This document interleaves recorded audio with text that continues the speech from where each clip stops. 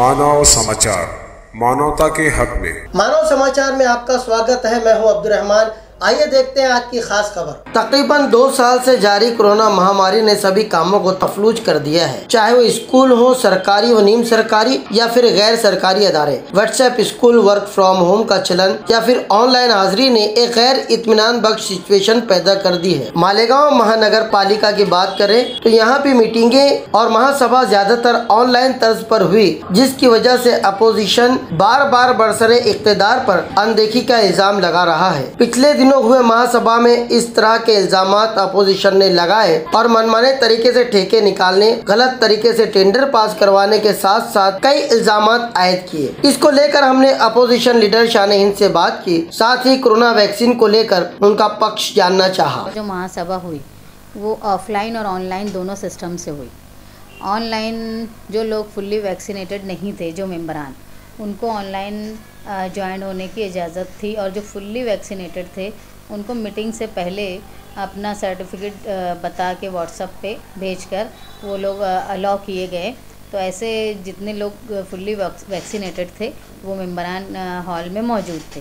पहला ही विषय जो था वो बजट वर्क करने के ताल्लुक़ से था, जिसमें अपोजिशन की मांग थी कि भाई जो बजट आप वर्क कर रहे हैं वो क्यों कर रहे हैं, तो उसकी पूरी मालूमात चाहते थे। तो उस मालूमात को पूरी तरह दिया नहीं गया। बात को गोल मोल करके पहले तो ऐसा होता है कि पोजीशन वाले ही सवाल करते हैं। सवाल करने के बाद पूरा जब इत्मीनान नहीं हो पाता तो डायरेक्ट बोलते हैं कि वोटिंग कर लो। कहीं ना कहीं दबाव से और अपनी मर्ज़ी से फ़ैसले किए जाते हैं विषय पास करने में। माजी में भी जब तक ऑनलाइन मीटिंग हो रही थी, उस वक्त भी अपोजिशन की शिकायत थी कि जानबूझ के हमारी आवाज़ को म्यूट किया जाता है या सिस्टम को ख़राब कर दिया जाता है कि जो हॉल में कार्रवाई हो रही है वो बाकी मेंबरान को सुनाई नहीं देती, ख़ास तौर पे जो अपोजिशन में है।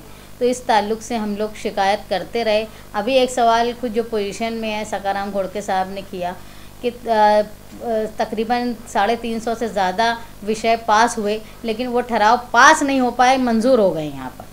तो ऐसे बहुत सारे मामलात हैं जिसकी वजह से इत्मीनान नहीं है अपोजिशन को भी और मालेगांव के जो शहरियान हैं उनको। जिस तरीके से कुछ लोग यहाँ पर हॉल में मौजूद होते हैं उनका मत तो ले लिया जाता है, जो ऑनलाइन मौजूद है अपने घरों में, उन लोगों का मत किस तरीके से काउंटर, वो राजी हैं या नहीं राजी हैं, इस तरह से वो किस तरीके से ये देख पाते हैं, मॉनिटर किस तरीके से किया जाता है? यहाँ स्क्रीन लगी होती है जो ऑनलाइन होते हैं उनको ज्वाइन करने के बाद। लेकिन मैंने जो देखा अभी कि जो लोग ऑनलाइन थे वो उनकी तादाद ज़्यादा थी। हॉल में जितने लोग से इनसे दुगनी तादाद ऑनलाइन लोगों की होगी, मेंबरान की, लेकिन इसके बावजूद उनको म्यूट किया गया था। उनकी बार बार आवाज़ ये आ रही थी कि हमको आवाज़ सुनाई नहीं दे रही है। तो कहीं ना कहीं सिस्टम 1.5 साल तक कारपोरेशन ऑनलाइन मीटिंग करके भी अपने सिस्टम को दुरुस्त नहीं कर पाई।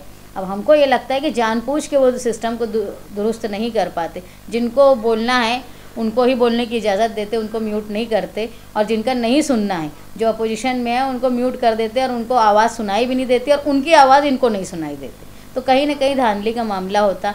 एक सवाल ये आया था कि कारपोरेशन की जगह जो है ओपन स्पेस वो किसी अदारे के नाम से दिया जाए। तो इस पे हमने ऑब्जेक्शन लिया कि भाई इससे पहले भी 51 ठहराव इस बात पे फेल हो गए, यहाँ मंजूर होने के बाद भी विखंडित हो गए कि कारपोरेशन को ये अख्तियार नहीं है कि वो ई टेंडर किए बिना किसी सोसाइटी को नाम के साथ विषय लाए और नाम के साथ उसको दे। मतलब ये है कि हमारी नियति है इनको देना, ये हम कर नहीं सकते कानूनी तौर पे, जो हाई कोर्ट की गाइडलाइन थी उसके बाद। लेकिन यहाँ आप देखेंगे कि ओपन स्पेस पे 2006 का सुप्रीम कोर्ट का ऑर्डर है कि open space means open space. वहाँ पे किसी तरह का कंस्ट्रक्शन नहीं हो सकता, यहाँ तक कि वहाँ टाइलिंग भी नहीं हो सकती, क्योंकि वहाँ पानी साफ होना चाहिए, वाटर हार्वेस्टिंग होना चाहिए। लेकिन ये सारे कानून को अपोजिशन में जो कांग्रेस पार्टी है और उनके साथी वो मानते ही नहीं है। उन्होंने यहाँ तक के कमर्शियल पर्पस के लिए ओपन स्पेस इस्तेमाल किया, गाले बनाकर बेच दिए, और ज़ाती तौर पे उनके ख़ास लोग जो है वो पैसे वसूल करते, जिसके ख़िलाफ़ हमने माजी में भी शिकायत की और कई बुलंद इकबाल के वक्त में 84 ठहराव जो है वो विखंडित हुए।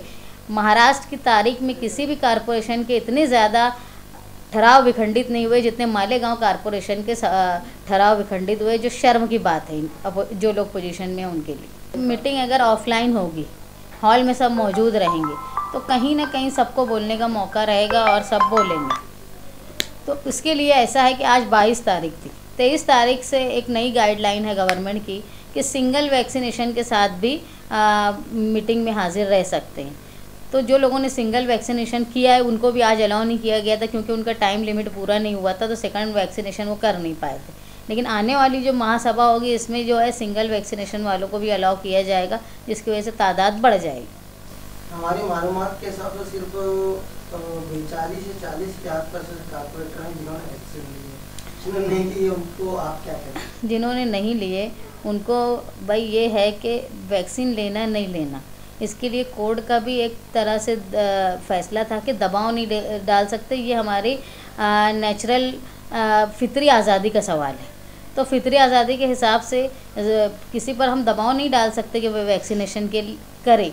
लेकिन उसके बाद ऐसे गाइडलाइंस बनाए गए हैं कि भाई मीटिंग में अलाउ नहीं करेंगे जो वैक्सीनेशन नहीं किए, कोर्ट में अलाउ नहीं करेंगे, शॉपिंग मॉल्स में अलाउ नहीं करेंगे, थिएटर में नहीं करेंगे। तो कहीं ना कहीं हर आदमी को चाहते हुए या ना चाहते हुए वैक्सीनेशन करना पड़ेगा। हमारे चैनल को लाइक करें, सब्सक्राइब करें, शेयर करें। ऐसी ही तमाम खबरों के लिए देखते रहिए मानव समाचार, सबसे पहले सबसे तेज, हमेशा सच के साथ।